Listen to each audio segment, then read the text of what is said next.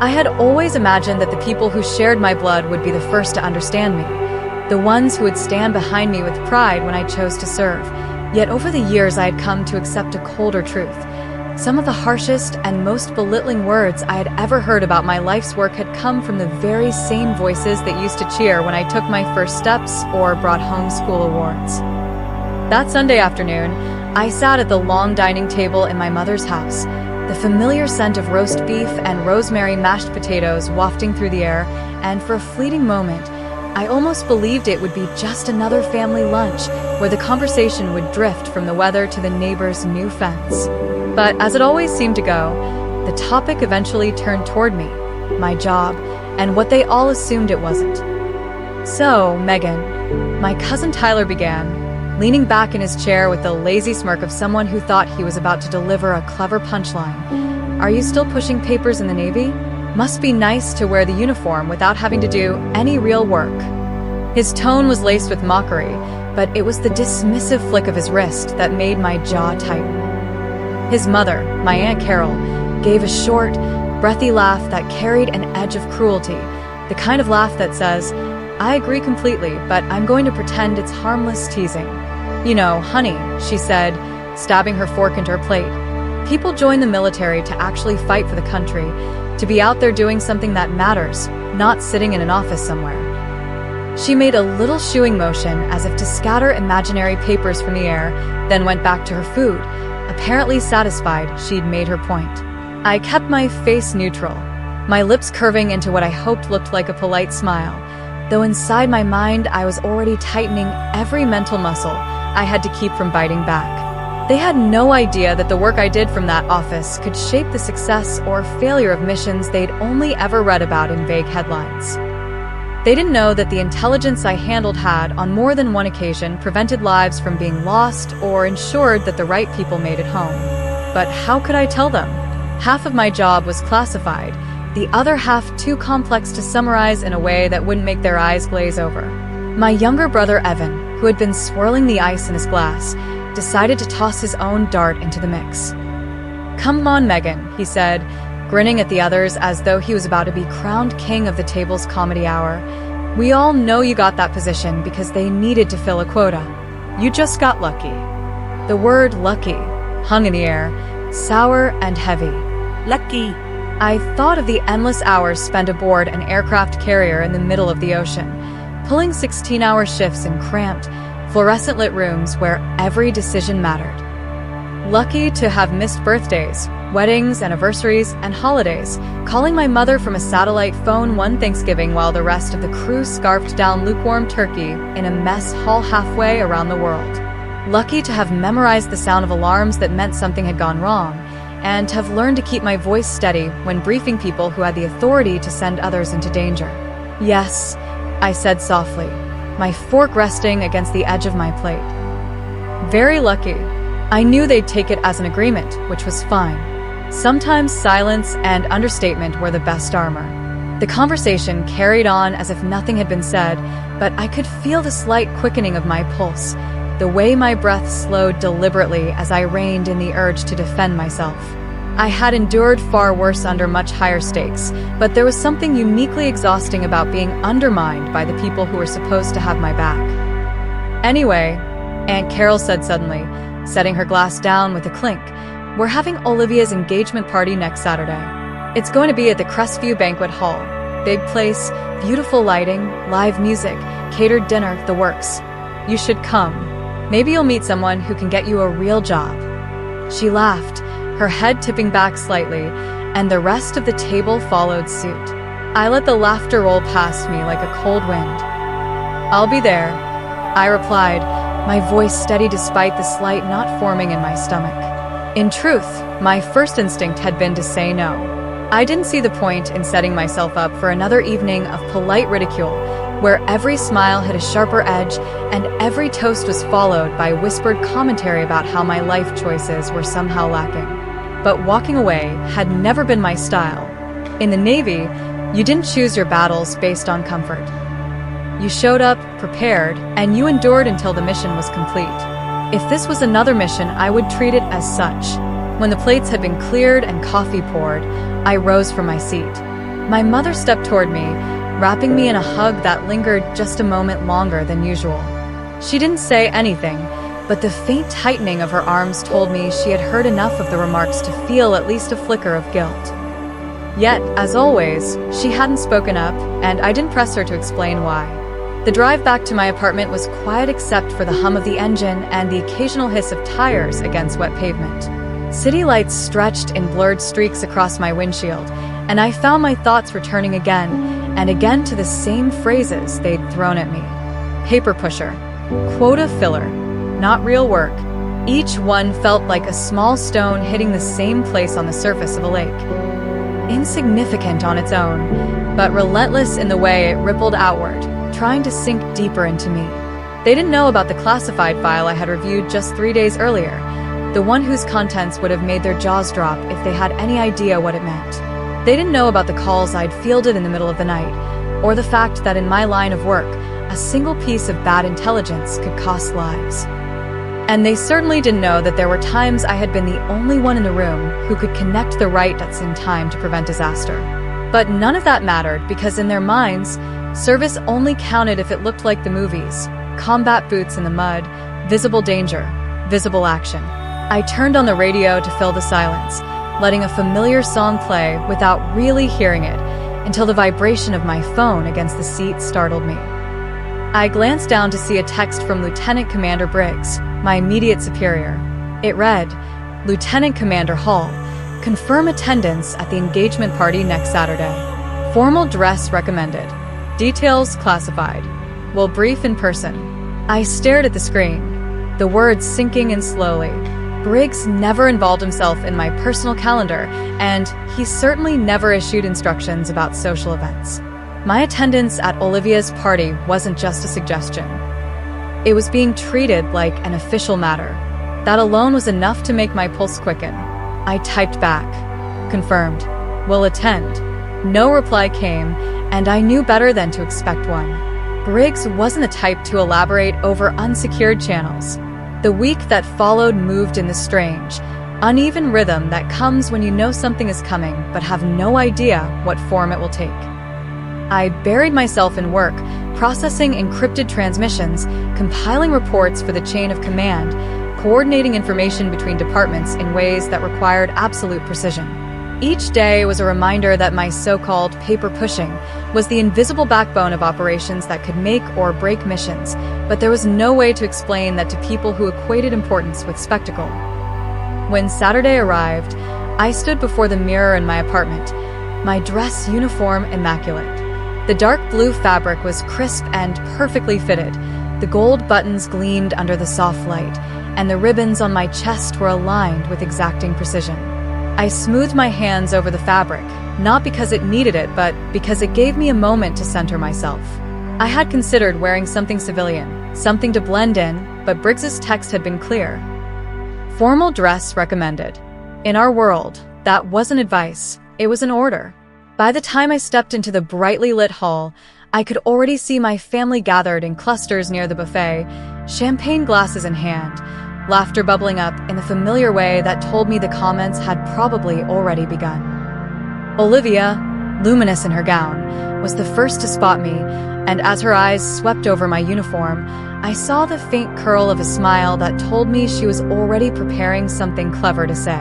The moment Olivia reached me, she extended her arms in a showy hug, the kind where you lean in but your bodies barely touch, and I caught the faintest whiff of her expensive perfume mixed with the champagne on her breath. "Megan, you look very official," she said with a smile that was perfectly polite but carried the same faint glint of amusement I'd seen at the lunch table. Her eyes ran down the length of my uniform as though she was cataloging it for an unspoken joke. "I hope you're not here to arrest anyone tonight." She gave the line with an airy laugh, loud enough for the nearest group to hear, and sure enough a few chuckles followed, one man muttering something about military police on the dance floor. I returned her smile with one of my own, but it was the kind of smile that comes from years of controlled reactions, the kind you wear in briefings when you have to remain neutral in the face of ignorance or pressure. "Not tonight," I said evenly, my voice carrying just enough warmth to pass for friendliness. Before I could take another step, My Uncle James appeared at my elbow, already grinning like he'd just spotted a prop for his evening entertainment. He reached out and gave my shoulder a heavy, performative clap, the kind of touch that drew the attention of people nearby. "You know, Megan," he said, "I have to admit, I still don't have the faintest idea what you actually do all day. What is it? Press a few buttons, shuffle some papers, send an email or two, and then call it a day. Seems like a sweet gig." His voice had the inflection of a man telling a harmless joke, but the little twist of his mouth told me he knew exactly how undermining his words were meant to be. The group around us laughed on cue, and I felt that slow, controlled burn in my chest, the one that comes when you've been insulted so many times that the sting has dulled, but the irritation never fully goes away. Even Evan, my own brother, couldn't resist stepping closer with a smirk. "Maybe later you can tell me about all the top-secret coffee you make for the officers," he said in a low voice meant for me alone, though his smirk gave away the fact that he was enjoying his own little joke. I wondered briefly if he had any idea how many times, over the years, I'd stayed awake through the night not with coffee but with pure adrenaline, running on the knowledge that one wrong decision in a logistics chain could have real, irreversible consequences. I didn't reply to him. Instead, I turned my attention to the dessert table, moving away from the small crowd with the slow, deliberate pace of someone who has no need to rush. The dessert spread was an elaborate display of frosted cakes, fruit tarts, and delicate pastries, but my interest in them was minimal. I selected a small slice of cake mostly to give my hands something to do, letting the sugar-sweet air fill my lungs while I let my thoughts settle. I had been trained to keep my composure under circumstances far more intense than this, but there was something different about the steady drip of mockery from people who were supposed to know you, to care for you. It didn't matter that they didn't understand the classified nature of my work. What mattered was that they didn't even try to respect it. I glanced around the room, taking in the sweep of chandeliers overhead, the gleam of polished wood floors, the clusters of relatives in their tailored suits and glittering dresses, each group holding their own quiet conversations. In one corner, I noticed a handful of relatives gathered in a tight circle, their heads bent toward each other, the quick, darting glances they sent me making it perfectly clear who they were talking about. It was always like this. People assuming they could sum up my life's work in a single dismissive comment, as if my years of service could be boiled down to the contents of a paper tray or the soft tap of a keyboard. They had no idea that even here, even in this overly warm banquet hall filled with clinking glasses and polite laughter, the phone in my uniform pocket was a secure line to a network of people who could pull me into a mission briefing with nothing more than a coded phrase. They didn't know that my presence here tonight wasn't entirely social, that it was in fact a matter of direct instruction from my superior officer. Briggs's words from earlier in the week circled in my mind like a quiet alarm. Formal dress recommended. Details classified. Will brief in person. Those weren't the kind of words you sent casually. The evening moved on, the band playing soft jazz numbers that barely rose above the hum of conversation, and still the jabs kept coming. A cousin I hadn't seen in years approached with a smile too wide to be sincere, asking, "So, do they let you leave early on Fridays? Or is it all part of the paper-pushing life?" Another relative leaned in from behind and murmured, "Do you get hazard pay for paper cuts?" The small group erupted into laughter as though it were the first time anyone had said it, and I simply smiled, letting my eyes drift past them as if I hadn't quite heard. Someone else, emboldened by champagne, added, "Bet you can fold a mean paper boat," and I began to wonder if they'd come up with these lines on the spot or if they had been rehearsing them over the years. I kept my posture relaxed, my tone light when I did respond, but inside my head, I was counting the minutes. There was a certain kind of anticipation building in me, the same kind I felt when the pieces of an operation were lining up just right, when you knew something was about to shift. My instincts told me that something was already in motion, something timed to this evening, and that all I had to do was wait for the signal. I knew better than to second-guess Briggs's choice of words. If he said he would brief in person, it meant the message would arrive in a way no one here could mistake. When the engagement speeches began, I found a quiet spot near the back of the room, partly to stay out of the photographs, but also to keep my eyes on the main entrance. Olivia's fiancé took the microphone first, thanking everyone for coming, speaking in the smooth, practiced tone of someone who enjoyed being the center of attention. People clapped at all the right moments, glasses were raised, and for a brief stretch, I could almost believe I was just another guest. Then my phone vibrated in my pocket. I slipped my hand down casually, checking the screen with the ease of someone glancing at a harmless message. The secure app displayed a single short line. "We're here. Wait for Q." My pulse ticked upward. I slid the phone back into place, my expression unchanged, and let my eyes travel over the crowd once more. Years of training had taught me how to read a room quickly, how to track entrances and exits, how to notice when the tone of an environment shifted. The air in the hall felt just slightly different now, though no one else seemed to notice. I could hear the laughter from the table nearest me, the clinking of forks against plates, the swell of music as the band moved into its next piece. But underneath it all, I sensed the approach of precision. Whatever was about to happen would be deliberate, measured, and undeniable, and I suspected that before the night was over, the people in this room who had spent years mocking me would see a side of my life they had never imagined. I let myself breathe slowly, keeping my posture easy and unassuming. The mission tonight was not mine to direct, but I was part of it, and my role was simple: wait for the cue. The speeches had moved into that stage where the room's attention was half on the person at the microphone and half on the quiet side conversations taking place around the tables, the hum of voices blending with the music in a way that made it almost easy to forget I was waiting for something very specific to happen. I stood near the back, my position deliberate, both because it gave me a clear line of sight to the main entrance and because it kept me at a comfortable distance from relatives who seemed incapable of speaking to me without turning the exchange into a joke at my expense. My glass of water rested loosely in my hand, the condensation dampening my fingers, and although my posture was relaxed enough to appear casual, I could feel the undercurrent of anticipation threading through every nerve in my body. It began without fanfare, just a small shift in the air that most people wouldn't even notice, but years of operational awareness had taught me to register such changes instantly. The double doors at the far end of the hall opened with a precision that wasn't accidental, both panels swinging inward at exactly the same moment, their hinges moving silently despite their size, as though they had been tested before the event began. A faint draft of cooler night air slipped into the warmth of the banquet hall, carrying with it a subtle crispness that seemed to sharpen the edges of the space. Conversations began to falter, first in the immediate vicinity of the entrance, then radiating outward as more people turned their heads to see who had arrived. Framed in the open doorway stood three figures whose presence altered the atmosphere before they had even taken a single step inside. The two on either side wore impeccably pressed navy dress uniforms, their gold-trimmed shoulder boards catching the light from the chandeliers overhead, their posture so exact that it was almost jarring in this setting of wine glasses and evening gowns. Between them walked Rear Admiral Jonathan Price, his own white dress uniform immaculate, every medal and ribbon aligned with mathematical precision, the gold of his rank insignia gleaming against the crisp fabric.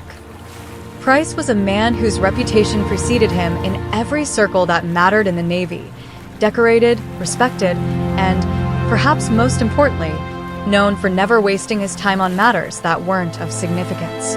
As they began to move forward, the murmur in the room deepened, curiosity replacing idle conversation. I caught glimpses of expressions from guests who clearly didn't recognize the Admiral but understood instinctively that he was someone of authority. From my vantage point, I could see the subtle way people adjusted their posture as he passed, the unconscious tilt of heads, the quiet straightening of shoulders. In a space where minutes earlier my uniform had been a source of mockery, it now seemed to draw a different kind of attention, a connection forming in the minds of those watching. The Admiral's gaze swept across the room as he walked, not hurried, not searching, but deliberate, as though he already knew exactly where he was going. When his eyes met mine, there was no hesitation. He adjusted his course slightly, the officers flanking him doing the same, and together they cut a direct path through the clusters of guests, their progress marked by the soft hush that followed them. By the time they reached me, The band had gone quiet, instruments lowered as if even they understood that the moment was not to be interrupted. The clink of cutlery had stopped, champagne flutes were frozen halfway to lips, and the laughter that had filled the hall earlier had evaporated entirely. The Admiral halted exactly one pace from where I stood, his presence filling the space without a need for raised volume or theatrical gesture. "Lieutenant Commander Meganhall," he said, his voice carrying with perfect clarity to every corner of the room. "Thank you for being here tonight. Your attendance was requested for a specific purpose, and before I attend to other pressing matters, I want to speak to you in front of your family and guests." His tone was formal, but there was an undercurrent of respect in the way he said it, a deliberate acknowledgement that I was not merely a subordinate officer, but someone whose role deserved recognition. I came to attention instinctively, my heels clicking together, my hands settling neatly at my sides, and my eyes locked on him with the same composure I maintained in operational briefings. "Yes, sir," I replied, my voice steady, each word landing cleanly in the silence that surrounded us. The Admiral inclined his head slightly, then shifted his attention to the room at large. "For those who may not be familiar," he began, his gaze sweeping over the crowd with a calm, deliberate pace, "Lieutenant Commander Hall serves in a position that is rarely visible to the public eye, but is absolutely vital to the security and operational success of the United States Navy. Her responsibilities require precision, discretion, and the ability to make critical decisions under pressure, often with no margin for error. The work she has done has directly supported high-risk missions, protected the lives of countless personnel, and ensured the success of operations that have had lasting impact on national and international security." The shift in the room was palpable. From my peripheral vision, I caught the frozen expression of my cousin Tyler, the one who had so casually dismissed me as a paper pusher earlier in the week. His smirk was gone, replaced by a look that hovered somewhere between disbelief and the slow realization that the jokes he'd been making all these years had been aimed at someone whose contributions were far beyond anything he'd imagined. My Aunt Carol had lowered her glass slightly, her lips pressed together, her earlier laughter nowhere to be found. Even Evan, my own brother, who had made the coffee remark, was watching with his brow furrowed, as though piecing together fragments of a puzzle he hadn't even realized existed.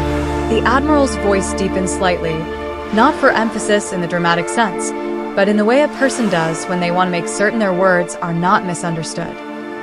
Most recently, Lieutenant Commander Hall played a decisive role in the success of Operation Resolute Tide. The details of this mission remain classified, but what I can say is that her coordination, analysis, and leadership were directly responsible for achieving outcomes that could have been disastrous had they not been executed with precision. There are few in her position who could have managed it as effectively. He paused just long enough for the words to settle, the silence between each sentence thick with the weight of what was being said. "It is not often," he continued, "that the full measure of an officer's service is recognized in a public setting, particularly when much of their work must remain behind the veil of confidentiality. But tonight, I am making an exception, because the caliber of her contribution warrants it."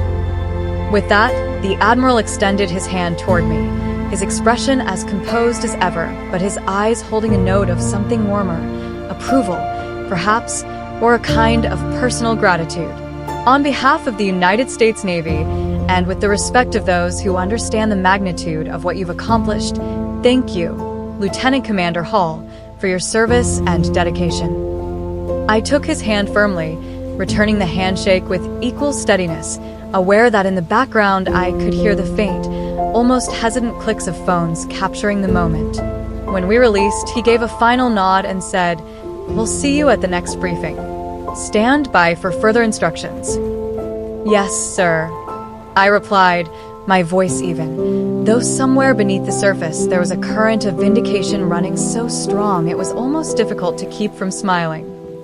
The Admiral and his officers turned as one, their departure mirroring the precision of their arrival.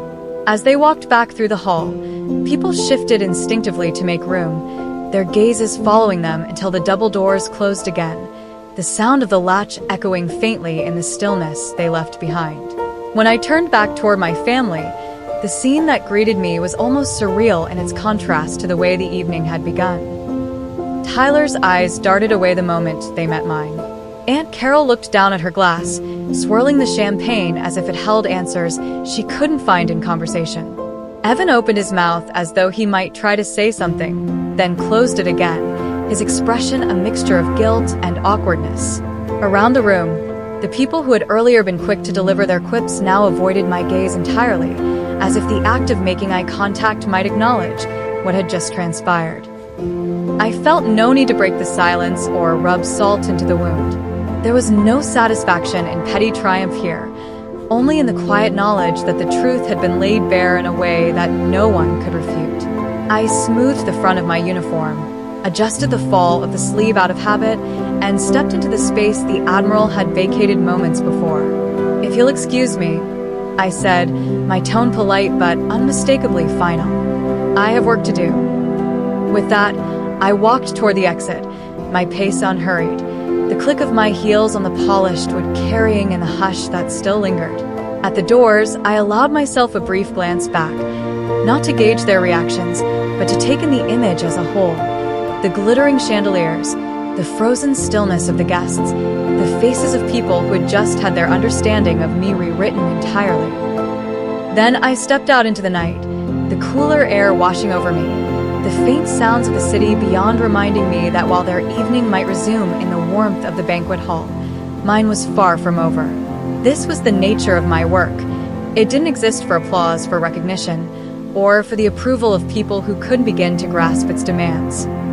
But every so often, there came a moment when the reality of what I did pierced through the veil, and the people who had dismissed me were left to reconcile their assumptions with the truth. Tonight had been one of those moments, and I knew the memory of it would stay with them far longer than any joke they'd ever made at my expense. And for me, that was enough. If you want to hear more stories like this, about the underestimated, the overlooked, and the quiet victories that change everything, make sure you subscribe and turn on notifications, because the next story might just be the one that surprises you most.